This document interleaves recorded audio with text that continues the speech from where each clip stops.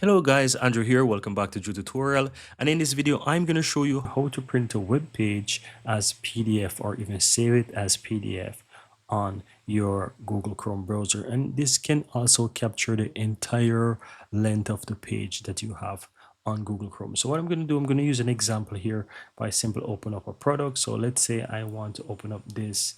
Let's take this mat right here, and we're on this page. This is the product, and let's say I want to go ahead and take a PDF print of this entire page with all the details and so forth, right? Just go ahead and click the three that's on the upper right, go down to where it says print, and here once you click on print, guys, you have the option here in Google Chrome to choose a destination. In case it's showing a printer, you can go ahead and switch it to Microsoft PDF.